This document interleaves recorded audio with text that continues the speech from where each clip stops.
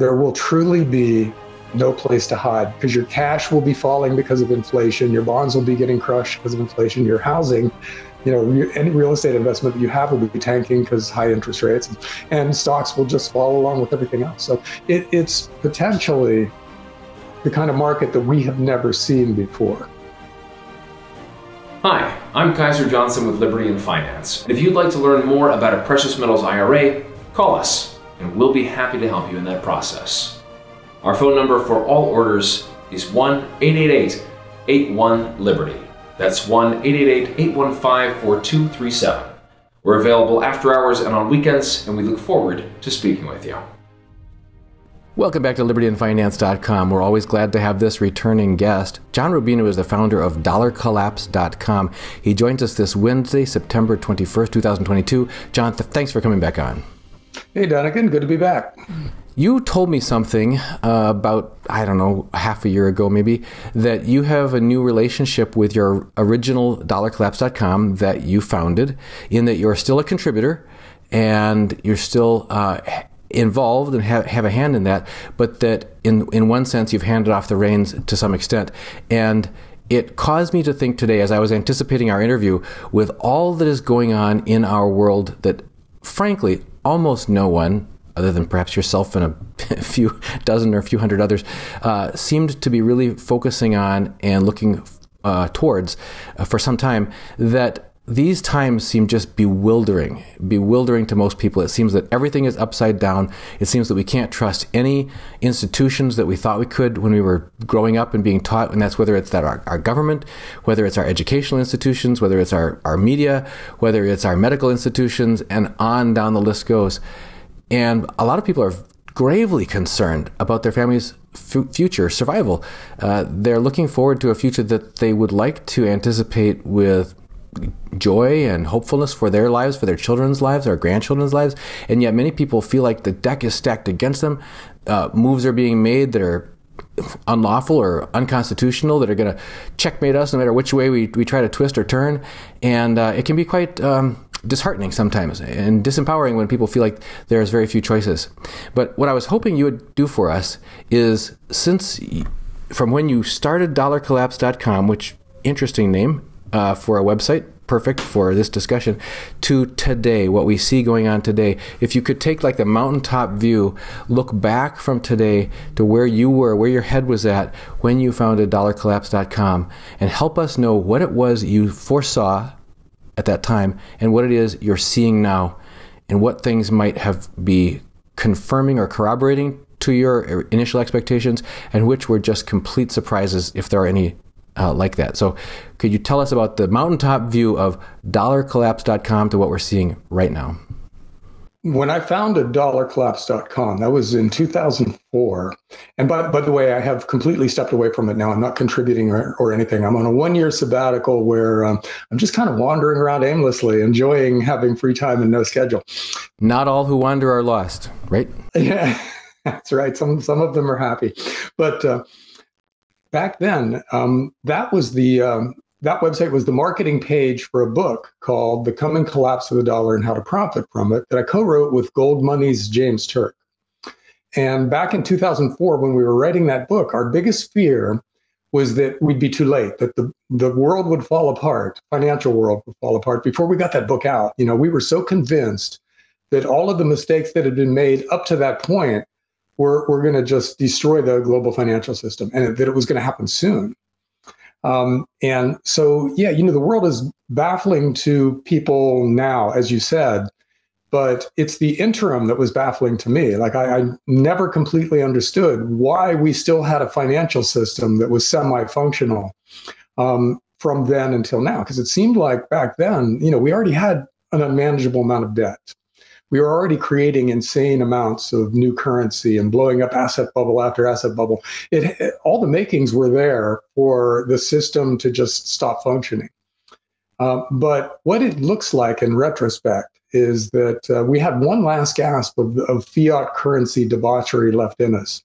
In other words, the Fed just pushed interest rates down to historically unprecedentedly low levels, created insane amounts of new currency, dumped it into the banking system, made the rich already much, much richer.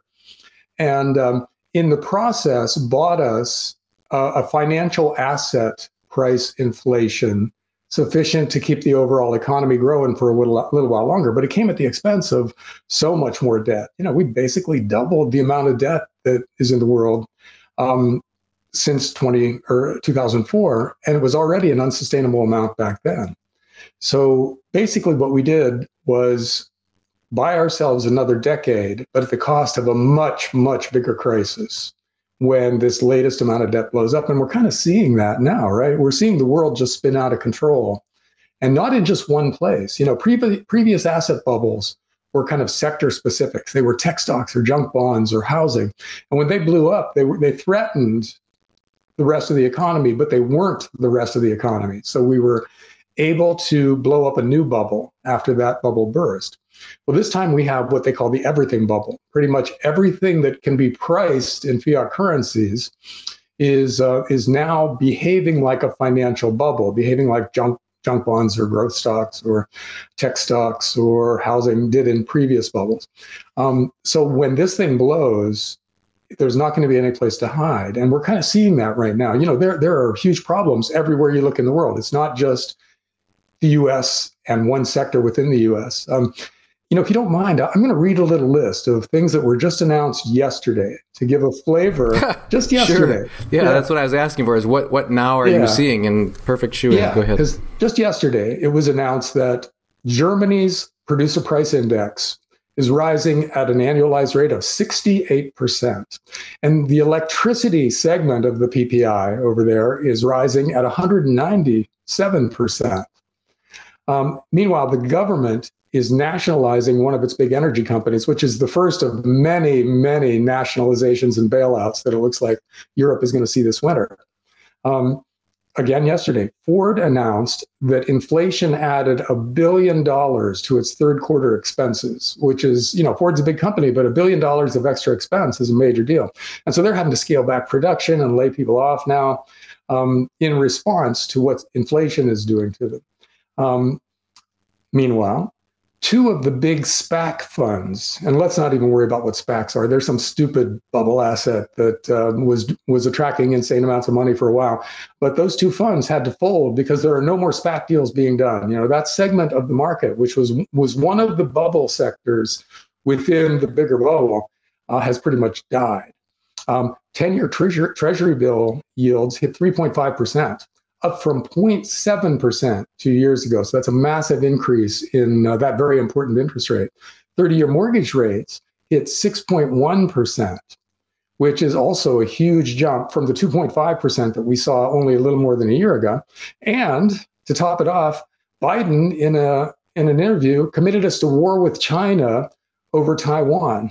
So, it's not a surprise that when the Fed raised interest rates today, the stock market tanked. The Dow was down by 500 last I looked, and everything else was falling because there's really, no place to hide. If the Fed is tightening into this kind of chaos, then that's really it for the stock market. They've pretty much decided that financial asset prices are going to have to be sacrificed in order to get inflation under control. So there is no longer a Fed put, apparently. In other words, the Fed is not going to step in as soon as the financial markets become unstable and bail everybody out because they have a bigger issue to deal with. They've got to stop inflation. And if stocks go down by 50%, it sounds like they're going to say, well, so be it. It's what we have to do. It's the price we have to pay. And that's new.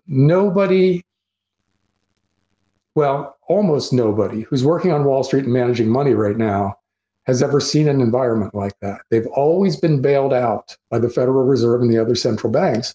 This time around, it's apparently not going to happen, or at least not until things get much, much worse. So a lot of expectations are going to be subverted in the next year, it looks like. And it's going to, it's going to be chaotic at a minimum, if not catastrophic. We'll just have to see, where we fall on the spectrum in the year ahead, but it's going to be incredibly messy. You mentioned the German Producer Price Index, PPI, earlier in this litany of things that were announced that seem to be unprecedented. One of the key aspects of any producer price index, if you could address that to us, is that it is not a trailing indicator like consumer price index. It's a leading indicator, which tells us a foreboding of things to come that tend to propagate through the supply chain. Can you touch on that and why that might tell us to expect prolonged high inflation in Germany and in Europe? Well, yeah, as you said, the producer price index measures inputs, the stuff that you get and then turn into something else, like energy or lumber or cement or copper. All of those things go into products that we buy. So if their prices go up, then the prices of the stuff that we're buying have to go up too. So yeah, as a leading indicator, that means inflation is liable to be high longer than people were expecting. A lot of people were looking at some things that had kind of rolled over and saying, okay, that's pretty much the end for inflation. Now, okay, we may stay at high levels in terms of oil or energy or whatever, but we're not going to see dramatic increases from here. But that could turn out to be wrong based on the PPIs that we're seeing. It could be that we have another few months of increasing rates of inflation, which, considering how high they are now, I mean, they're like 9 or 10% in the US, and they're higher in some parts of Europe and the rest of the world. So if you increase from there, that's panic level financial chaos then, because nobody who wasn't an adult during the 1970s has ever seen inflation like this. It's completely new. And so you can expect people who are baffled and terrified by what's happening to panic. And I think that's the big risk now, is that people who truly don't understand what's going on but are terrified by what they're seeing act accordingly. And they panic by the stuff they might have to have in the year ahead. Instead of one thing of toilet paper, one big container of toilet paper at Costco, you buy enough for a year. You buy bottled water, you buy canned food, and you push the price of all of those things up even faster. So the fear of inflation becomes a self-fulfilling prophecy. And inflation expectations drive even higher inflation, which has a really good chance of becoming runaway, because if prices go up even more from here, that panics people even more. They buy more stuff in a panic, and that pushes prices up even more. There's no real end to that necessarily until the whole system just breaks down and collapses. Speaking of stuff breaking down, that's one of the quotes we've heard, is that the Fed is going to continue to raise rates until something breaks. What do you anticipate being the thing that would be likely to break, and why would that be what the Fed is seeking? And I have a follow-up question about, are they really fighting inflation or not? So I guess we'll get to that. But nominally, that's the cover story. They're fighting inflation. Okay. But when they say they're going to raise rates, well, people say the Fed are going to raise rates until something breaks. What do you anticipate being that thing that might break? Well, see, here's what's interesting.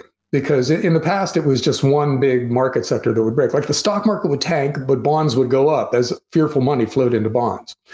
This time around, there's a chance that everything breaks, because in an inflationary environment, nobody wants to hold bonds. Bonds are the worst place to be if your currency is depreciating.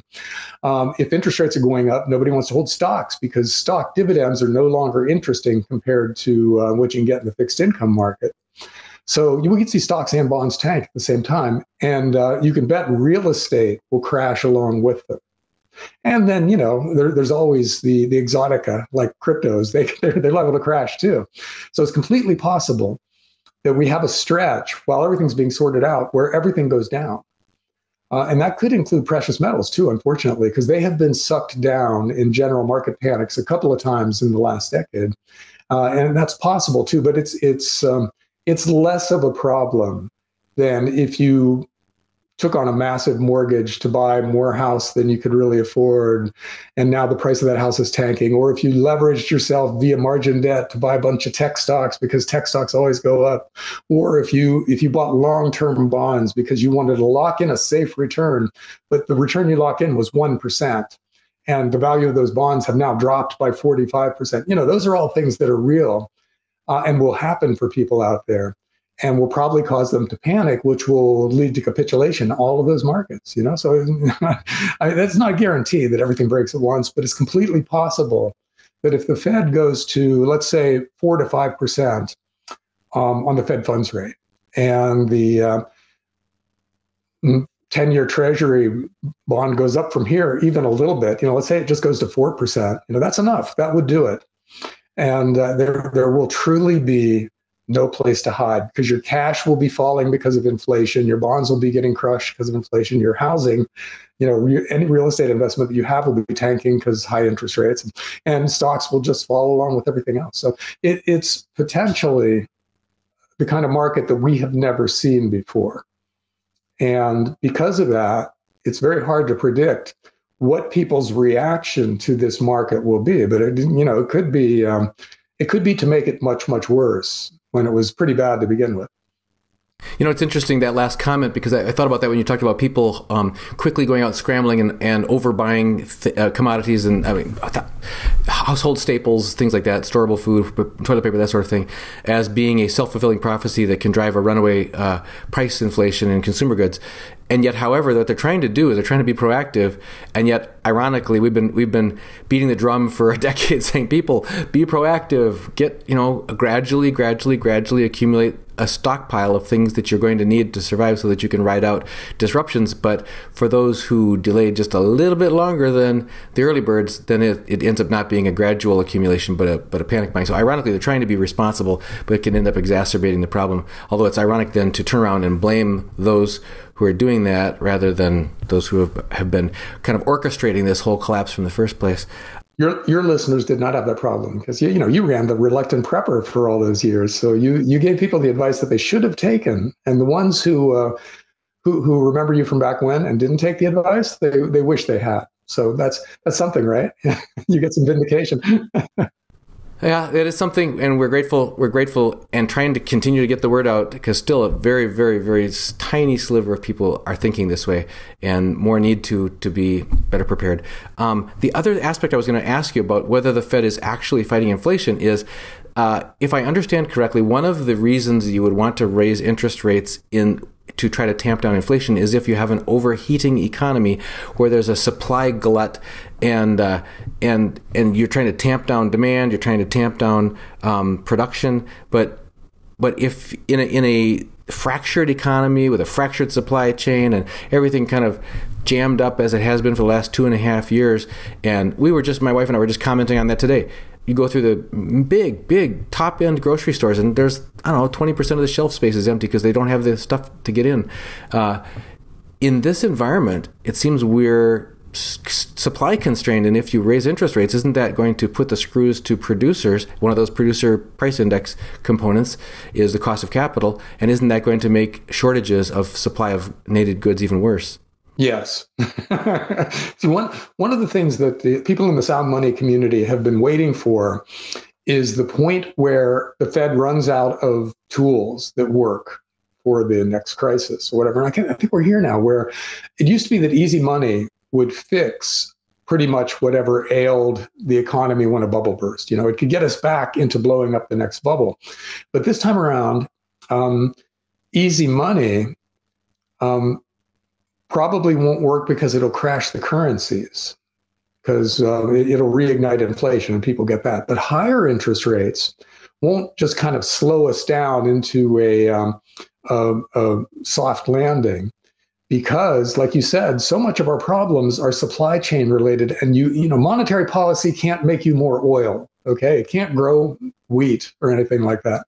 So a lot of things, to the extent that they're broken, they would have to be fixed before the Fed's tools will work again. And there's no sign at all of a lot of this stuff being fixed. I mean, we could spend this whole show just on the European energy crisis, of all the mistakes they made leading up to not having enough natural gas or electricity generated otherwise to get through the winter, And there's no monetary policy that fixes that at all. And the same thing with the Russia-Ukraine war's impact on agricultural commodities. If we don't have enough fertilizer to do the next planting, then the next harvest will be inadequate, and we'll have food shortages that lead to rising prices. Again, monetary policy can't fix that. So yeah, we're at the point now where the Fed's tools, which are very limited and very specific, will only work for some of our problems, but will make other problems worse. And people don't completely get that yet. But there's going to be a very big psychological change when people realize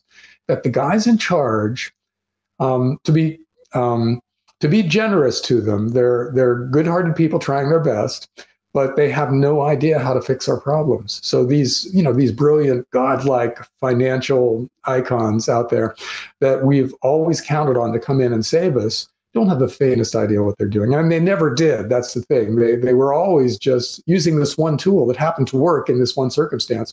Take that away, and they're just some some rich guys who've never had to actually do real jobs in the world, never participated in the real economy, other than to insider trade on their monetary policy decisions. That's probably the limit of their actual real world money making experience. That's all they are, and they can't save us. And when people figure that out, then comes that big panic that we were talking about, right? Only it's liable to extend to the currency, which would be the Austrian School of Economics. What am I looking for? Crack-up boom. Crack-up boom. Yeah, the crack-up boom, in which everybody gives up on the currency. They decide that they don't want to hold a currency that's being explicitly depreciated by their government with no end in sight. And so they just dump it. They buy real stuff whenever they get paid. And that pushes the price of the real stuff up. And you get this feedback loop that ends with the currency basically just evaporating. And that sounds kind of extreme, I know, but if you Google list of hyperinflations, you'll get a page of countries who have done that very thing, where they borrowed too much money, they created too much new currency to cover all their debts, and the currency started to fall in value. That fall became uncontrollable, and the currency just evaporated. That happens over and over again throughout human history, with one big difference this time around: it's global. It's not one country in the context of a sound money world screwing up its currency and then having a crash. It's everybody, Europe, Japan, China, and the US, among many others, have all made the exact same mistakes. And they're all paying pretty much the same price in terms of rising inflation and rising financial instability and central banks that are completely clueless, So the fact that this is global is part of why it lasted so long, because everybody had everybody else's back, and they were able to, buy each other's assets and create new money and buy each other's bonds, and they were able to keep it going longer than they should have been able to. But now they're all crashing at once, and nobody has anybody else's back. So this is going to be different from previous hyperinflations and previous financial crises. But the fact that it's global makes it hard to say exactly what that difference is going to manifest as. Will it be one country at a time in kind of a series of dominoes falling over the next decade, or will it be everybody at once in 2023 just crashing? And will there be some big wars in there too? We're kind of on the verge of that, with Russia, Ukraine, and, as I mentioned, Biden seemingly wanting to have World War III with China. So there are lots of wild cards besides the financial stupidity that's leading to these somewhat predictable inflationary crises. So there's really no way to know. So the upshot of this is that you got to just prep. I mean, all the same things we should have been doing all along, and that you should be doing even if the world is pretty peaceful and predictable. You should be doing those things. You should have you should have food security one way or another. You make sure you have it. Don't trust anybody else for it. Have real money on hand. You want to be stacking gold and silver coins right now if you haven't already done it. And you want to be enmeshed in your community so people have your back, and you have to commit to have their back in return for that. But it's well worth it. If you've got people that you can count on, then if you run out of water, you might not die, or if you don't have any more 9mm ammunition, maybe the guy next to you does, and those are silly sounding things right now, but could be life or death situations when the time comes. So all the stuff that we should have been doing, we should be doing it with a vengeance right now. Well, I'm going to be less generous than you are with your assessment of bankers. I know Alistair MacLeod also says they just don't understand this. They just don't understand that. You're saying they're incompetent. They've never had to face real challenges of the type and the scale that we're now facing. But I guess I would say that another way to look at that is the whole system was mathematically doomed from the start. This whole Keynesian, fiat-based, unlimited exponential growth curve. So I don't believe that there's anybody in those jobs that doesn't understand basic mathematics. And at the junior high level is when they start teaching about exponential growth, and that they would know that they were basically placeholder people put on rearranging the deck chairs on the Titanic, but it was insanely profitable for them to do that, and that there have been insane profits and wealth transfers happening all along. I love what one of our clients has said. He said we should stop calling it inflation, just calling it central bank theft, because whatever they have by policy, we got to get the rate back to 2%. If they, instead of saying we got to get the inflation rate back to 2%, say we got to get the central bank theft rate back to 2%, maybe it would wake up more people. But I guess the other big elephant in the room that we haven't addressed, although you did bring it up by mentioning China, was this idea of an East-West split, an Asian Bretton Woods. And will China and will other Eastern, like BRICS and other Eastern Bloc countries, emerge from this less scathed than Europe and the Americas, who get basically doubling down all in on this Keynesian fiat monetary system, monetary theory, etc., versus those who are now saying that they're going to back their currencies with real things because they're actual producers of commodities? Yeah, that is another big wild card, but it's also a thing to be expected in this kind of a crisis. The U.S. has the world's reserve currency, and there's a lot of power inherent in being able to create money out of thin air, right? If you could choose a superpower, I might pick that one over flight or super strength or something like that. It's just an amazing thing to be able to do. The U.S. can do it. And instead of being respectful and benevolent with that power, we were arrogant, and we became the world's bully. Anybody who crossed us and didn't toe the U.S. military industrial empire line were threatened with being kicked out of the global financial system. So this globalized economy that we set up with massively complex supply chains all over the world, and with everybody using dollars to buy pretty much everything that mattered, that required the U.S. to be the good guys and to be trustworthy. And we weren't, and so the rest of the world, or at least the countries that envision themselves as powers in their own right, are just sick of the U.S. bullying. So they're forming their own monetary system. It's called the BRICS countries: Brazil, Russia, India, and China, along with quite a few other consequential countries. They're setting up kind of a parallel Bretton Woods system. In other words, a monetary system that it uses their currencies and not the dollar.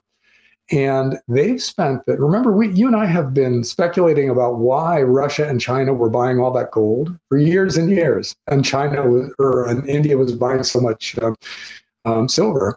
Well, now we see one of the possible reasons. They have the ability to back their new currency with something real. They've got Russian oil, and they've got Chinese and Russian gold and Indian silver. They've got real stuff that is of real value that they could use to set up a commodity-based and commodity-backed currency. And the world being what it is right now, I think there's a pretty good chance that it could succeed. It could be a currency that people want because they trust the dollar less and less, and they like the U.S. less and less as time goes on.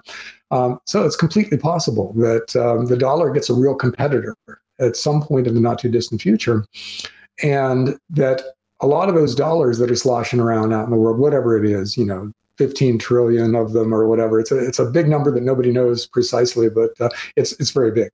Well, a lot of those dollars won't be needed anymore, and so they'll come back home, which means our inflation will pick up even faster than otherwise would be the case, and we'll just see those dollars coming back, buying U.S. assets, which will push the price of those assets up, which is to say, push the price of the dollar down, and so we have another feedback loop that doesn't necessarily have an end to it, but that points in a really dangerous direction for the U.S. So yeah, the BRICS countries' monetary system is a very potentially real, potentially serious thing that will evolve over the next few years, assuming we have 3 or 4 more years with the current system, and it'll be a very big deal at some point.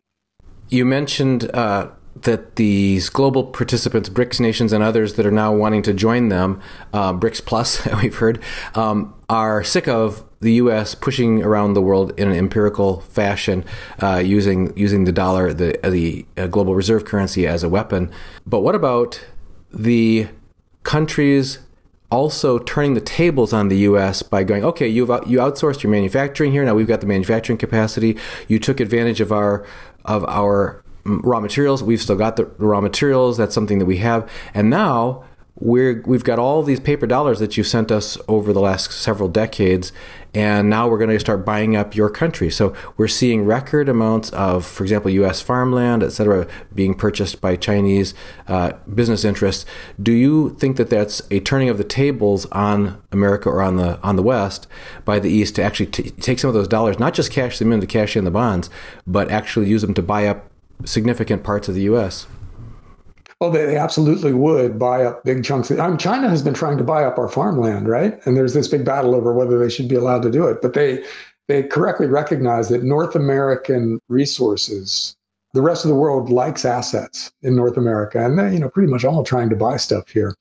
But what happens though is that we might, for geopolitical reasons, not let Russia or China buy up a bunch of our stuff. In which case they would just sell their treasury bonds and then use those dollars to buy things on the international markets. They can still do it because dollars are fungible. Those dollars will still find their way back here, although we might not want the original owners of the dollars to buy stuff here, but somebody's going to be able to do it. So China could buy oil from Saudi Arabia for dollars, and then Saudi Arabia could buy stuff here because we're not yet enemies with Saudi Arabia, although that could be coming too.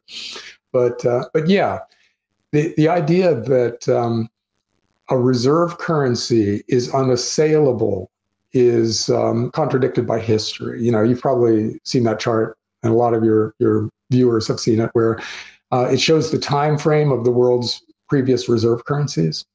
And it was a couple of hundred years. They last about that long before the pressures of having a reserve currency eventually blow them up, and they give way to the next reserve currency. Well, we're in that kind of a process right now. It's hard to believe that any major fiat currency is going to replace the dollar as the reserve currency. So something else has to do it. And that's the question. That's the big debate that's coming, because will it be a commodity-backed basket of currencies? Will it be the IMF's special drawing rights, which I vote no on that? Would it be some kind of a crypto-related thing? We'll see. Will it be the whole world going back to the gold standard, which I would vote yes on? But we don't know which of those it's going to be, but we know that something like that is looming out there. All the crises and all the wild stuff going on right now is leading us to some kind of a monetary reset. And that's going to be a fascinating debate. But again, the guys doing the debating are liable to be the same morons that ran the global financial system into the ground. So it could be that the debate is really unenlightening, but hopefully a few people who actually understand money get involved in it. Well, I think it may be, I'll be more jaded. I'll say it may be disingenuous on their part to be just, there's going to be a debate that will say nothing and mean nothing and be the Punch and Judy show that we're supposed to be watching while our back pocket's getting fleeced and the middle class is being eliminated and our standard of living is being dragged down to third world status and. What about the big picture as you see it now going forward? What are you watching? Because I remember when I first met you in person, you were on the main stage at the Liberty Mastermind Symposium in Dallas, Texas, and you said, there are a myriad things that could go wrong, and any one of them could topple this house of cards that exist right now. And tonight you were saying, when I asked you, the Fed will hike rates until something breaks, you said, but this time it could be everything that breaks. So from your previous comment from 9 years ago or so saying there's a myriad things that could go wrong, it sounds like you're thinking maybe not just one of those will go wrong at one time going forward. Yeah, I don't want to pretend to be able to predict the particulars of this, because there's so many moving parts. So many things can go wrong in so many different combinations that there's no way to know what it'll be. But you can say with some certainty that it's going to be really chaotic between now and the establishment of the next monetary system. And by the way, I think you're right that the guys who have been bleeding us for the past 3 or 4 decades are going to try to evolve the system so that it still benefits them at the end of the process. And that's going to be part of the debate. Are we going to educate ourselves so that a critical mass of people actually understand that we're living in an aristocracy right now, and the aristocrats are bleeding the peasants dry in myriad different ways, or are we going to go along with some kind of top-down systemic change brought about by the same people who have been bleeding us dry? That's going to be interesting too to see. Right now, I'd say it's 50-50. People are educating themselves, but they're still hopelessly ignorant about monetary issues and things like that. So we'll see. That's you're doing a very important thing by educating people on this subject, Dunnigan, because that's really the key to us getting out of this in some kind of sustainable, what you and I would consider a positive way. And it's not guaranteed at all that we will, but it is a possibility. So having said all that, yeah, I think that it's almost not even useful to try to predict what's going to happen when and where, because chaos doesn't work that way. And we're entering a really chaotic time. And when a lot of decisions are being made by people who are either, like you said, evil, or like I said, extremely stupid, and those decisions are unpredictable by their nature, right? So we just can't know how this is going to play out. So, I have kind of come back to the personal with a lot of this stuff, where I can't stop any of this. My vote doesn't matter. I'll vote. I'll talk about this stuff, but there's no way to stop the kind of institutional momentum that we've got going right now. So I think it comes down to each of us as individuals to make sure that we are as okay as possible going into all of this. And, I mentioned some of the ways that you do that, and there are lots of other ways. Prepping is a very broad subject. And a really interesting one, and a really fun one once you get going. For instance, right after we hang up, I'm going to change clothes and then go to a gun range here, where I'm going to have some guys show me how to use a new pistol that I just bought, and that I'm not completely sure that I'm understanding all of it. And that's part of the prepping process. You've got to be able to defend yourself. And I think, each of us in our own way should be kind of moving down that path. And we should feel some urgency now, because, 10 years ago, we had 10 years in which to do this. Now, not so much. Now we should be aiming to be comfortably prepped within the next couple of years, if not sooner. John, so if you're no longer a contributor at dollarcollapse.com, how can people have a fighting chance of keeping up with you and your current work?